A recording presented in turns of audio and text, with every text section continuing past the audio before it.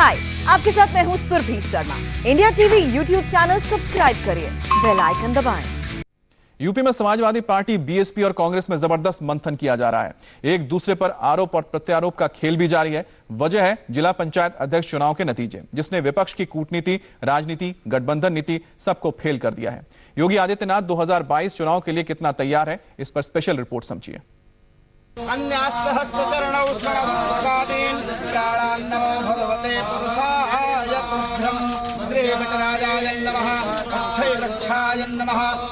चेहरे का ये तेज, चाल में ये आत्मविश्वास बता रहा है यूपी का सेमीफाइनल जीतना कितना महत्वपूर्ण है। बीजेपी ने 75 में से 67 सीट पर परचम लहराया। जिला पंचायत चुनाव के नतीजों से पहले योगी सरकार को लेकर तरह तरह की अफवाहें उड़ाई जा रही थी। बड़े बड़े राजनीतिक दावे किए जा रहे थे, लेकिन योगी के वर्चस्व के आगे सब बेअसर ही साबित हुए। और अब योगी आदित्यनाथ ने 2022 की भविष्यवाणी भी कर दी है। जो लोग बड़े बड़े दावे कर रहे थे, उनकी स्थिति आपने देख ली है। 75 जिला पंचायत अध्यक्षों में से 67 में भारतीय जनता पार्टी जीतती है, 3 पे निर्दल जीतते हैं और 5 पे समाजवादी पार्टी जीतती है। ये कुल रिजल्ट है जिला पंचायत अध्यक्ष का। और मुझे लगता है कि आने वाले चुनाव में यही परिणाम उत्तर प्रदेश के अंदर रहेंगे। हर एक चुनाव में यही परिणाम, इसी प्रकार के रुझान आने वाले चुनाव में, आने वाले समय में भी देखने को मिलेंगे।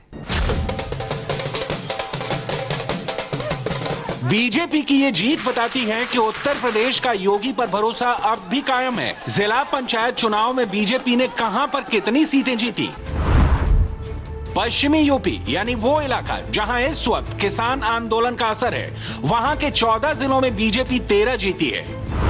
ब्रिज के इलाके 12 जिले हैं और यहां से बीजेपी 11 जीती है।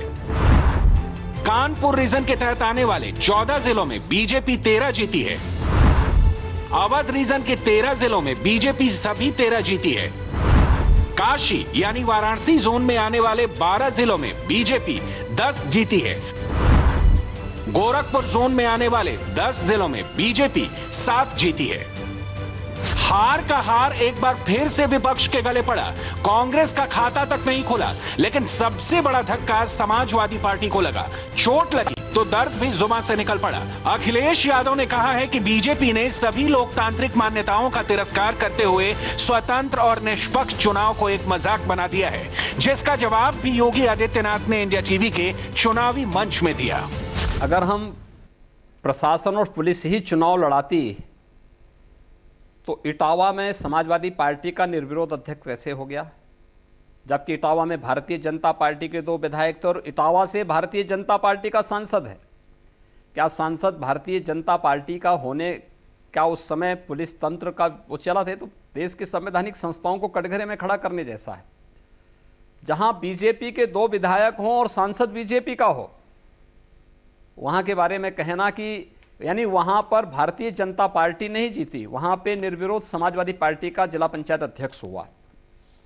अन्य जिलों में, बलिया में बीजेपी के सांसद भी हैं, विधायक भी बीजेपी के हैं, जिला पंचायत अध्यक्ष सपा का जीता वहां पे। तो क्या वहां पर अगर हम सत्ता का दुरुपयोग करते, जहां पे सभी जनप्रतिनिधि बीजेपी के हैं, लेकिन पंचायत में वहां पर सफलता हमें नहीं मिल पाई है, अगर प्रशासन का दुरुपयोग होता तो वहां पर भी होता, लेकिन नहीं। चुनाव पूरी तरह निष्पक्ष हुए हैं। अलग विषय है, हमारे विपक्ष के मित्रगण सच्चाई को स्वीकार करने के आदी नहीं हैं, अभी भी होम क्वारंटीन में हैं, इसलिए उनको किसी भी उस प्रकार की स्थिति का अंदाजा नहीं है कि वास्तव में जनता के मन में क्या है। और इस प्रकार के अनर्गल आरोप लगाना उनकी आदत का हिस्सा बना हुआ है। उनको पुरानी आदत है प्रशासन का दुरुपयोग करने का, तो अपनी पुरानी आदत के अनुरूप उस प्रकार के वक्तव्य वे देंगे और आगे भी देते रहेंगे।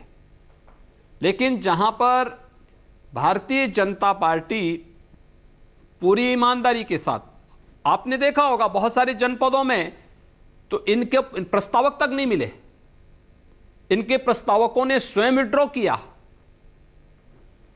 आखिर समाजवादी पार्टी ने अपने कुछ जिलाध्यक्षों को इस बात के लिए बर्खास्त किया कि वहां पे प्रस्तावक क्यों नहीं मिल पाए। इनके पदाधिकारियों में आपस में मारपीट हो रही है कि एक कहता है कि साहब जो है ये इन्होंने बीजेपी को समर्थन किया, कुछ कहते हैं कि साहब हमारे पास कोई समर्थन देने को तैयारी नहीं था तो हम कैसे लड़ाते हैं। यहां पे तो आपस में ही लड़ भिड़ रहे हैं, उसमें बीजेपी की गलती नहीं है। यूपी चुनाव का सीधा असर लोकसभा चुनाव पर भी पड़ता है। साल 2022 की तस्वीर 2024 की तकदीर काफी हद तक तय करेगी और इस बार विपक्ष के सामने योगी चैलेंज सबसे बड़ा है। देखिए, मैं आपको बताता हूं आपके विरोधी क्या कहते हैं। वो ये कहते हैं कि भाई 2017 के अंदर राहुल गांधी और अखिलेश यादव एक हुए थे, लेकिन बहुत प्रचंड जीत आपको मिली, योगी आदित्यनाथ जी मुख्यमंत्री बने। उस वक्त जो है कि भाजपा को देखे हुए बहुत जमाना हो गया था और केंद्र में मोदी जी की सरकार थी, इसलिए मौका दे दिया। फिर 2019 आया, मायावती जी और अखिलेश यादव एक हो गए, फिर आप लोगों को प्रचंड जीत मिली। तो उन्होंने कहा कि ये तो जो पाकिस्तान पर हमला हुआ था ये उसका नतीजा है। तो ये उनके तर्क हैं। मेरा आपसे सवाल ये है कि आज भी अगर पूरा विपक्ष एकजुट हो जाए, आपको यकीन है कि आप वो 50% वाली लड़ाई भी जीतेंगे? देखिए, 2014, 2017, 2019 भारतीय जनता पार्टी ने आदरणीय प्रधानमंत्री जी के मार्गदर्शन में, उनके नेतृत्व में उत्तर प्रदेश के चुनाव को भारी बहुमत से जीता है और उसके बाद भी जो उपचुनाव हुए हैं प्रदेश के अंदर, 19 के लोकसभा चुनाव के बाद आप देखेंगे कि 2 बार उपचुनाव हुए थे। दोनों उपचुनाव में भारतीय जनता पार्टी भारी बहुमत के साथ जीती है। 2022 के विधानसभा चुनाव में भी भारतीय जनता पार्टी इसी प्रकार का जो है परिणाम देगी जो आज आपको देखने को मिला है। हाय, आई एम सुरभि शर्मा। खबरों से अपडेट रहने के लिए India TV YouTube channel subscribe करिए, साथ में बेल आइकन जरूर दबाएं। जुड़े रहें इंडिया टीवी के साथ।